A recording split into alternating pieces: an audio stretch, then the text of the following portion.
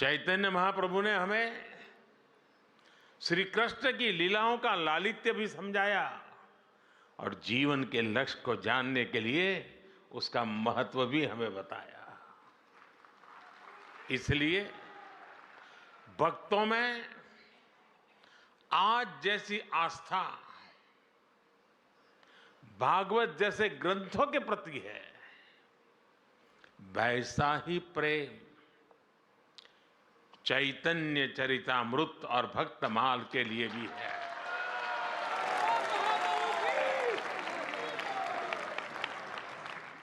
साथियों, चैतन्य महाप्रभु जैसी दैवीय विभूतियां समय के अनुसार किसी न किसी रूप से अपने कार्यों को आगे बढ़ाती रहती है। श्रील भक्ति सिद्धांत प्रभुपाद उन्हीं के संकल्पों की प्रतिमूर्ति थे।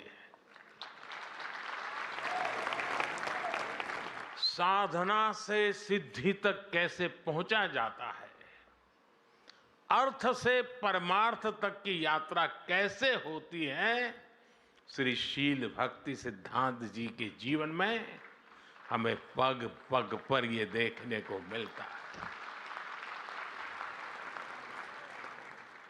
ऐसे कितने ही वैष्णव संत हैं जिनका गुजरात की धरती से, द्वारिका से विशेष नाता रहा है। गुजरात के संत कवि नरसिंह मेहता, उनकी भी जन्मभूमि है। इसलिए श्री कृष्ण से संबंध, चैतन्य महाप्रभु की परंपरा, ये मेरे लिए जीवन का सहज स्वाभाविक हिस्सा है। साथियों, मैं 2016 में गौड़ीय मठ के शताब्दी समारोह में आप सबके बीच आया था। उस समय मैंने आपके बीच भारत की आध्यात्मिक चेतना पर विस्तार से बात की थी।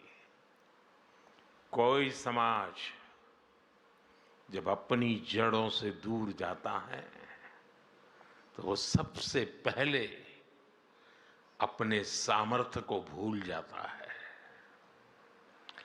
इसका सबसे बड़ा प्रभाव ये होता है कि जो हमारी खूबी होती है, जो हमारी ताकत होती है, हम उसे ही लेकर हीन भावना का शिकार हो जाते हैं। भारत की परंपरा में, हमारे जीवन में भक्ति जैसा महत्वपूर्ण दर्शन भी इससे अछूता नहीं रहा। यहां बैठे युवा साथी मेरी बात से कनेक्ट कर पाएंगे। जब भक्ति की बात आती है तो कुछ लोग सोचते हैं कि भक्ति, तर्क और आधुनिकता ये विरोधाभासी बातें हैं, लेकिन असल में ईश्वर की भक्ति हमारे ऋषियों का दिया हुआ महान दर्शन है।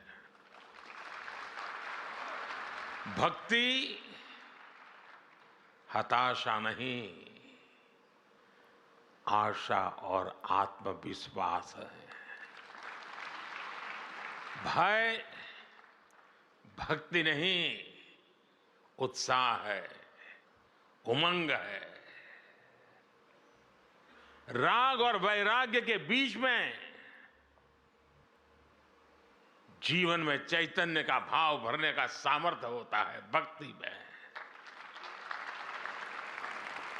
भक्ति वो है जिसे युद्ध के मैदान में खड़े श्री कृष्ण के गीता के 12वें अध्याय में महान योग बताते हैं, जिसकी ताकत से निराश हो चुके अर्जुन अन्याय के खिलाफ अपना गांडी उठा लेते हैं। इसलिए भक्ति पराभव नहीं, प्रभाव का संकल्प है। लेकिन साथियों, ये विजय हमें दूसरों पर नहीं, ये विजय हमें अपने ऊपर हासिल करनी है। हमें युद्ध भी अपने लिए नहीं बल्कि धर्म क्षेत्र कुरुक्षेत्र की भावना से मानवता के लिए लड़ना है। और यही भावना हमारी संस्कृति में, हमारी रगों में रची बसी हुई है। इसलिए भारत कभी सीमाओं के विस्तार के लिए दूसरे देशों पर हमला करने नहीं गया। जो लोग इतने महान दर्शन से अपरिचित थे, जो उसे समझे नहीं, उनके वैचारिक हमलों ने कहीं न कहीं हमारे मानस को भी प्रभावित किया।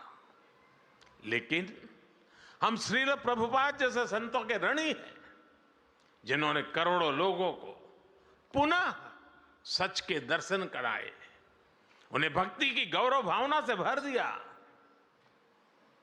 आज आजादी के अमृत काल में गुलामी की मानसिकता से मुक्ति का संकल्प लेकर देश संतों के उस संकल्प को आगे बढ़ा रहा है। साथियों, यहां भक्ति मार्ग के इतने विद्वान संतगण बैठे हैं। आप सभी भक्ति मार्ग से भली भांति परिचित है। हमारे भक्ति मार्गी संतों का योगदान आजादी के आंदोलन में भक्ति आंदोलन की भूमिका अमूल्य रही है। भारत के हर चुनौतीपूर्ण कालखंड में कोई न कोई महान संत, आचार्य, ऋषि, मुनि किसी न किसी रूप में राष्ट्र को दिशा देने के लिए सामने आए हैं।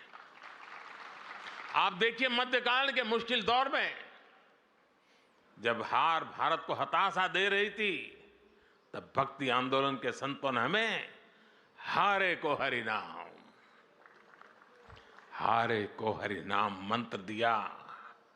इन संतों ने हमें सिखाया कि समर्पण केवल परम सत्ता के सामने करना है। सदियों की लूट से देश गरीबी की गहरी खाई में था। तब संतों ने हमें त्याग और तितिक्षा और जीवन जीकर अपने मूल्यों की रक्षा करना सिखाया। हमें फिर से ये आत्मविश्वास से हुआ कि जब सत्य की रक्षा के लिए अपना सब कुछ बलिदान किया जाता है तो असत्य का अंत होकर ही रहता है। सत्य की ही विजय होती है। सत्यमेव जयते।